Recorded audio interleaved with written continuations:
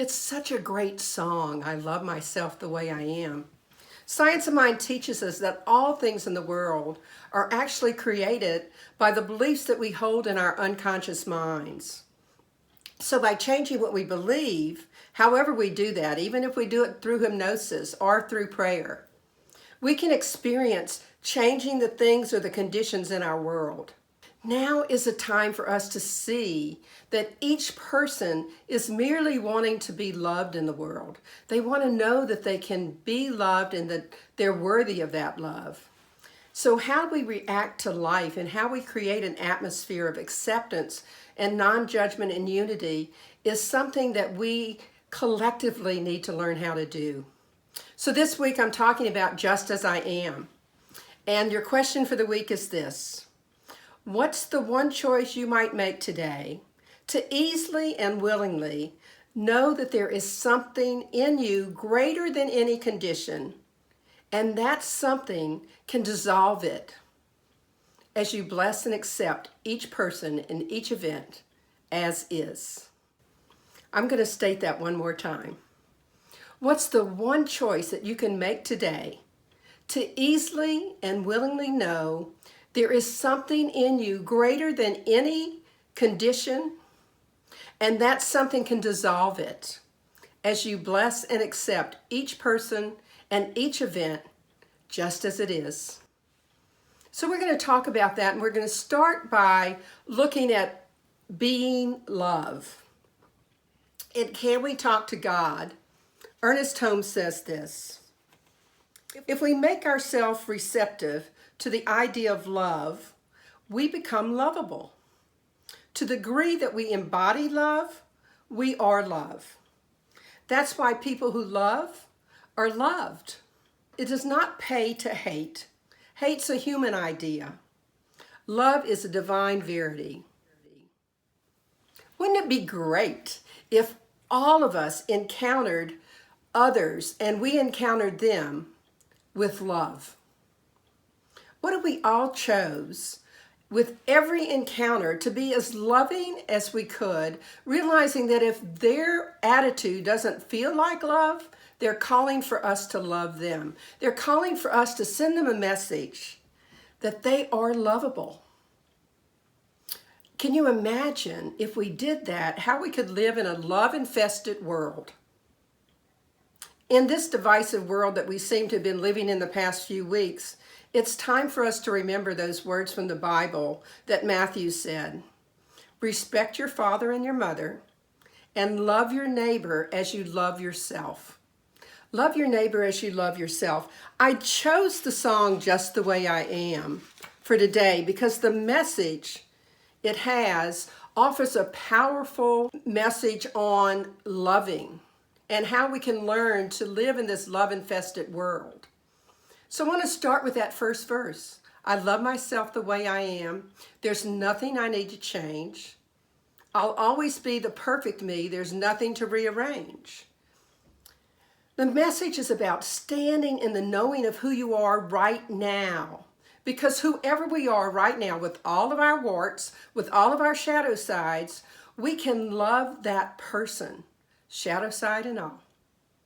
This message is not about limiting you, and it's not saying that there are not ways that you can grow. You can always continue to expand your wisdom. You can always continue to expand your spiritual practices and learn more of that divinity that lives within you. The last verse reminds us of that. I love myself the way I am, and I still want to grow.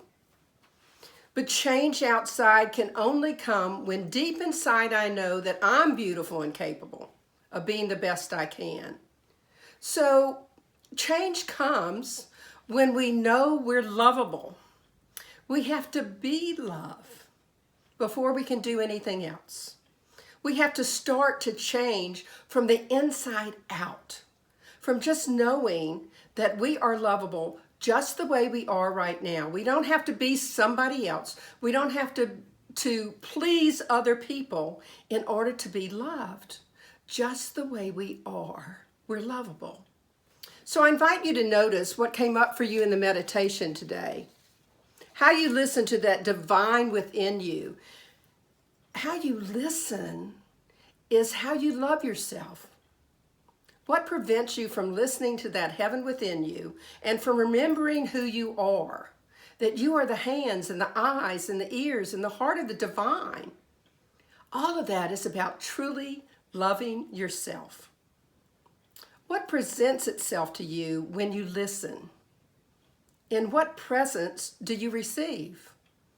As I was writing this talk, I noticed that presents and presence are actually the same word, pronounced differently. So what if you took the time to just slow down and notice the presence that you receive when you listen to what heaven within you is presenting to you?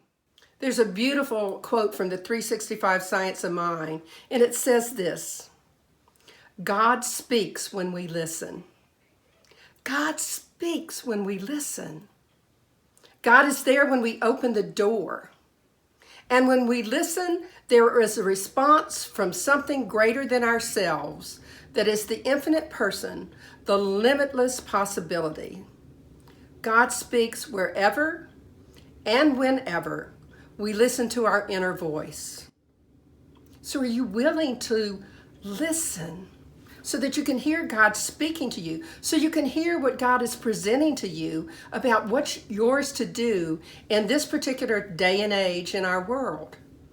Are you willing to listen to hear the presence that God is willing for you to have if you just say yes to them? So we want to be loving, and Jesus told us that loving really boils down to this short phrase: love thy neighbor as thyself. There's a twofold message there, and it starts with loving thyself. Because you have to know how to love yourself. You have to know how to listen to that divine wisdom within you to know how to love someone else. And once we know how to love ourselves, then we come to the second part: love thy neighbor that same way. What do you think it takes to love your neighbor as yourself? After you've mastered that loving yourself part, which I'm saying is no easy task for some of us. In many cases, our human nature seeks the answers from the outside world. So let's go back to our song for just a second. Because the second verse says, I love you just the way you are. There's nothing you need to do. When I feel love inside myself, it's easy to love you. Behind your fears, your rage and tears, I see your shining star, and I love you just the way you are. It's such a beautiful message. Every verse of this song has a beautiful message. We're reminded that when we feel inside the love, that's the love of the divine in, through, and as us, it's easy to love others. Being love allows us to see beyond the fear. It allows us to see beyond the rage of other people, behind their tears about all of the hurt that they've encountered in their lives, and to see the shining star that each one of them is. And it takes us to be aware of the love within us to see that. Can you imagine the love-infested world we would have if we looked behind people's rage, behind their fears, behind all of the hurt that they've experienced, including our own, and we loved just the way everyone is? How do we do that? The first step is to listen to what presents itself from within. To listen not just when things are calm and peaceful, but all the time, no matter what is happening in the outside world. To be observant. Rather than trying to throw water on a grease fire, which we know just makes it worse, we just wait patiently. We listen first, and then we take action. Mark Anthony Lord is one of my mentors, and I heard him say this week that we don't come here without everything we need. None of us took this mission on this planet without a guidance system and enough fuel to get where we need to go. I believe that we just haven't learned how to use our GPS. We have a God-present system within us that is right action in every situation. We just don't always know how to use it. And that God-present system is never off course. It's always right where we are. Remember, the meditation song today was Spirit Am I. If you believe in that one life, that we're all part of this big one life, what does that mean to you? It means that we're connected to everybody, not just to some people, not just to the people that we want to be connected with. It means that we are one in all situations. In Living Without Fear, our marvelous founding father, Ernest Holmes, told us this: we must take the science of mind into everyday life. And when we find ourselves confronted by discordant conditions, we should never say, "Oh, what's the use? What's the use?" But rather say, "There's something in me which is greater than this condition, and it can dissolve it." We have the privilege and the power to do this. And if we use this ability properly, it will be productive of salutary results at the center of each of us. To it we may come for guidance, and from it we may draw both inspiration and the power to live, stand, walk, and sit. When I read that again, every time I read that, I just feel like it's such a powerful message. And I venture to say that many of us have found ourselves confronted in the last few weeks by discordant conditions. The question is, have we gone to our guidance system and drawn the inspiration and power from it, or have we turned our backs on it? Have we fretted about it, which really doesn't do any good? Worry doesn't really help us at any level. What have we done when we were confronted with those discordant conditions? How did we love our neighbor just as they are, no matter what's happening?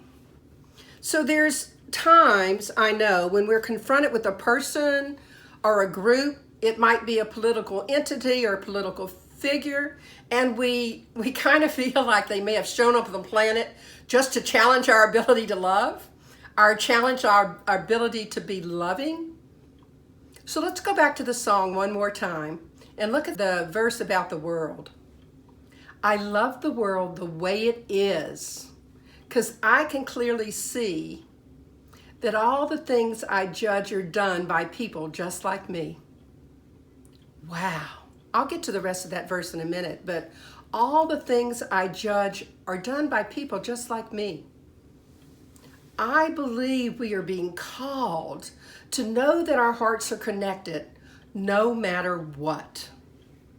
When we come from being love and a desire to be loving, what presents itself is that present of recognizing that our hearts are connected, of realizing that what I judge is being done by another spirit, another God expression, a neighbor whom I love, is just being done by somebody that's just like me on this planet. In the healing part of our service, we send out love from our hearts. And I can feel the love that's being sent out during that time in the service, because we're in this place of recognizing that there are celebrations for us and some people aren't celebrating, and realizing that there are people on the planet that are hurting and that need our love. And my whole heart expands as I feel everybody in this community just sending out love to other people. So what's happening on the planet is we're being called to love the world just the way it is. And that doesn't mean, again, it doesn't mean that we don't want to see changes occurring in the world. It just means that we have to muster up love in every situation so that we can bring about a planet that becomes healed. In our world, we have this systemic problem. And systemic problems can only really be solved by a collective consciousness that says, We're going to love the world just the way it is. We're going to send out love, because what I know is I get notes from people that say, my friend put me in your healing circle and it made such a difference in my life. What if we did that to the world? What if we sent out love to the world? What if we brought about healing on the planet and in our country by realizing every day we have to love the world the way it is right now, with all of its shadow sides and all of the things that are wrong with it, because that's the way that we create real change. The song goes on to say, so till the birth of peace on earth that only love can bring, I'll help it grow by loving everything. So we help the world grow by loving everything, every situation, whatever it happens.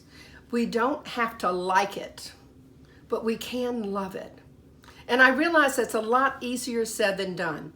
When so much hurt is presenting itself to us in so many different ways of violence and injustice and unrest, I admit that I feel incompetent to talk about any precise changes that we should be making in our government or our local systems that are needed to help this country. What I can talk about is what I know. We help things grow by loving, and each of us is love.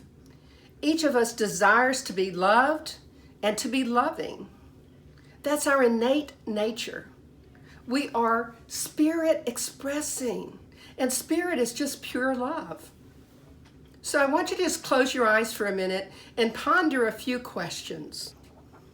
Where are you allowing yourself not to love yourself fully? Where are you saying to yourself or another person something unkind, judgmental, or unaccepting? Where are you allowing yourself to feel separate rather than discovering the creative expression that you are and feeling the indwelling presence? Where are you truly not loving your neighbor the way you love yourself? Where are you thinking in a way that would heal our judgments and get rid of hurt? And where in your life do you remember oneness and unity rather than divisiveness? Imagine life on a planet where each person took those words I just read of Ernest Holmes. There is something in me which is greater than this condition, and it can dissolve it. There is something in me greater than this condition, greater than any condition that we see, but particularly greater than this condition of separateness and divisiveness. And that thing in me can dissolve it. I just need to go to my guidance system and allow it to tell me what is my place, what is mine to do. When I did that this past week, I was reminded of a really simple two-step practice, which can be applied no matter what the current conditions are. The practice is called accept and bless. And here's how it works. You just allow yourself to notice your judgment or any disease that you're having. It might be towards a person, it might be towards a group, it could be towards a relative, an acquaintance, a political entity. It could even be towards yourself. And some of us do have those things that we're unaccepting and judging of ourselves. And then what we do is we accept and we bless the person or group with all of their shadow side and all of their warts. So here's the process. You think of the person. Bring somebody to mind right now that maybe you've judged in the last week. And then you take a deep breath in and you say this aloud. I bless you. And then you take another deep breath in and you say aloud, I accept you. And mean accept, that you're accepting who they are right here, right now. You're loving them just the way they are, with all their fears, all their rage, whatever it might be. And you just continue that process until you start to feel a little bit less aggravated, or a little less judgment. Sometimes the accept comes easier than others. I know that for myself. There are people that I have done this process with probably for over a year. Because sometimes when the hurt is really deep, it takes a while for us to be wise enough to be able to get rid of it. But eventually, we recognize the blessing and accepting is as much for ourselves as for the other person. It's a release for us of the things within us that are not serving us on a daily basis.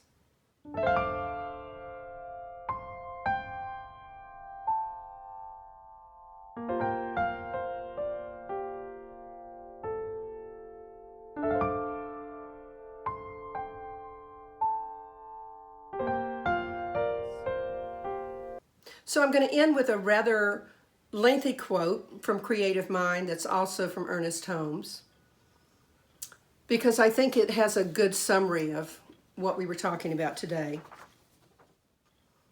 There, through the door of our own thought, we enter into the universal consciousness, into a complete realization of life and truth, of love and beauty.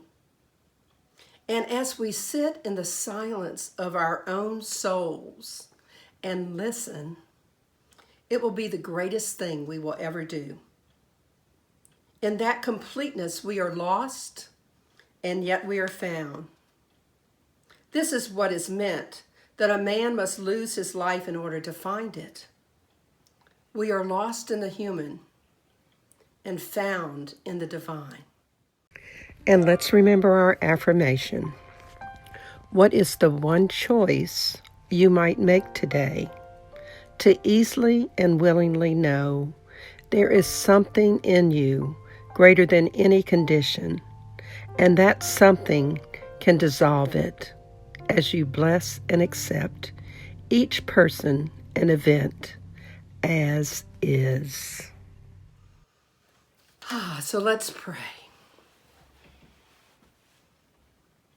Let us just connect with that spirit that is ultimate love, unconditional acceptance. And know that we are connected, that which is spirit is also that which we are. And what I know today is that we are awakening to that power of good in the universe that we can tap into whenever we see something that we may begin to judge, or whenever we see something that creates divisiveness in our world. Today I'm living in the promise of peace, the peace that Spirit brings. The peace that Spirit brings to me and into the lives of everyone that's going through this unrest this moment. Today I'm listening to my inner voice, and I know that each person that's watching is also listening to theirs, hearing exactly what is meant for each of us to do, what's mine to do. And in that wonderful scope of all the things that are ours to do, we embrace that freedom from strife. We move into our souls and into our hearts and know that love is available to every person on this planet. Love is available from us to every person on our planet. And that as we love our neighbors as ourselves, it requires us to begin with the love of ourself. So I know that we are each love, we are each loved, and we are each loving. And I'm grateful to know that. I'm grateful to know that the God that God is, the love that God is, the joy that God is who I am. I am grateful to know that there is forgiveness that is abounding within me for anything that feels like it needs to be forgiven for me to move forward in this loving world. So it's from that gratitude of knowing that love is the thing that really can change this world, that I release these words into the law of mind, spirit, and action, knowing the truth, that God has already called it good, that in that infinite time of the divine, this is already a loving planet, a planet filled with unity and oneness, a planet where the connective consciousness is about love and being loved and nothing else. So I just let it be. I say amen, and we can affirm it together. And so it is.